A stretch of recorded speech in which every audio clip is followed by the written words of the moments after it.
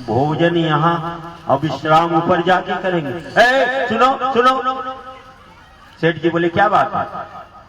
भोजन यहाँ, स्नान यहाँ, आराम ऊपर, यही विश्राम करो। अब ऊपर वाली भी ताक रही थी कब आएंगे कब आएंगे।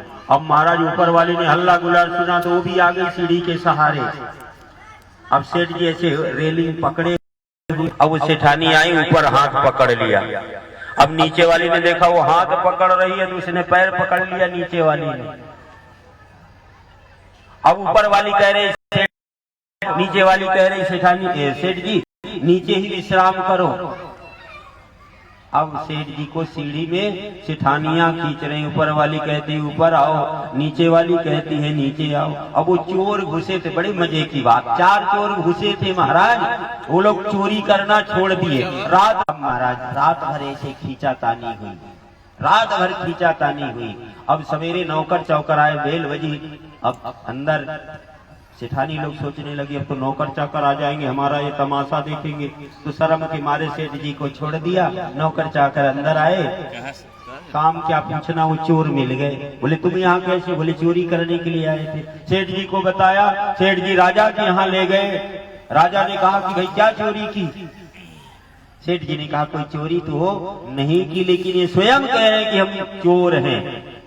तो राजा साहब ने कहा कि चोरी तो नहीं की, तो दंड क्या होना चाहिए? आप ही बता दो, आप जो कहोगे वही दंड देंगे। तो सेठ जी ने हाथ जोड़ करके राजा साहब से कहा हुजूर, एक एक चोर की 2-2 शादियां करा दो और पैसे का पेमेंट मैं करूंगा, आप घबराइए नहीं। अब बड़े मजे की बात, जैसे ही राजा ने कहा ठीक है, इन 4 चोरों की 2-2 शादियां होंगी। अब चोर जो थे वो कान पकड़े, राजा के सामने उठक बैठक लगाए।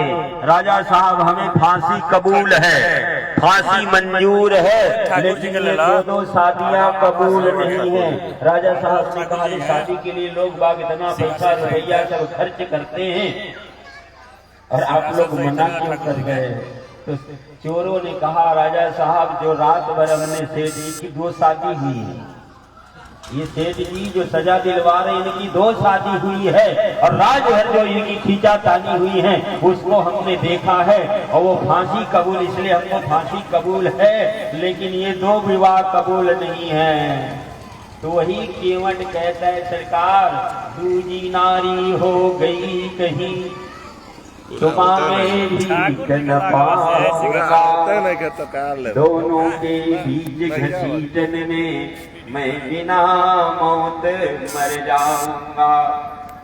इसलिए सरकार आपसे प्रार्थना है, राघव चरण दुलालो, सौगंध है तुम्हारी, अरे दशरथ शपथ से सुन लो, ये सौगंध है तुम्हारी।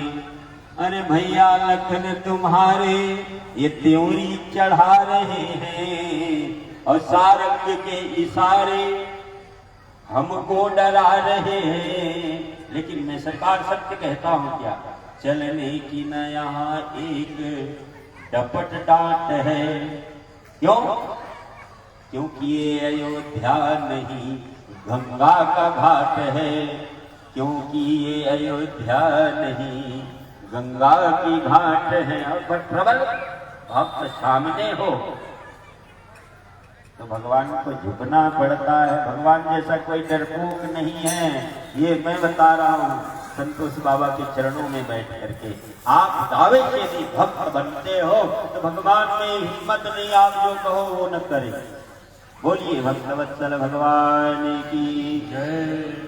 भगवान नाव में बैठे हैं, चरण धुलवाए हैं, नाव में बैठे हैं, और आगे केवट को हृदय से लगाते हैं, आगे चित्रकूट प्रस्थान करते हैं। चित्रकूट में बड़ी सुंदर सुंदर लीला करते हैं, दंडकारण्य में जाते हैं और अनेक राक्षसों को भगवान मारते हैं। प्यारे प्रभु प्रेमियों, सबरी का गिद्ध का उद्धार करते हैं। सुग्रीव से मित्रता होती है, हनुमान जी सेतु लंघन करते हैं। हनुमान जी के बिना तो कथा पूरी होती नहीं। समुद्र लंघन करते जानकी जी का संदेश ला करके राम जी को सुनाते हैं। राम जी का संदेश माता जानकी को सुनाते हैं। विभीषण को शरणागति में लेते हैं और किसी भी तरह युद्ध रोकने का प्रयास राम जी ने किया, लेकिन वो युद्ध रुका नहीं। तो राम जी ने 31 बाण चला करके रावण को मार दिया। लक्ष्मण भैया ने मेघनाद को मार दिया। राम जी ने कुंभकर्ण को भी मार दिया। सीता जी की अग्नि परीक्षा हुई, सब देवता आई, स्तुति करी। लेकिन राम जी को भैया भरत को आश्वासन दिए ना कि भैया मैं 14 वर्ष के एक दिन पहले ही तुम्हारे पास आ जाऊंगा। अब देवता लोग स्तुति कर रहे हैं, लेकिन राम जी को अच्छी नहीं लग रही है। विभीषण को बुलाया, भैया अपना पुष्पक तो ले आना। पुष्पक में बैठ गए और राम जी दंडकारण्य का दृश्य दिखाते हुए श्री राम जी प्रयागराज आ गए। हनुमान जी से कहा, सुनो हनुमान, आपके बिना तो हमारा कोई काम नहीं होता है। बोले क्या है सरकार?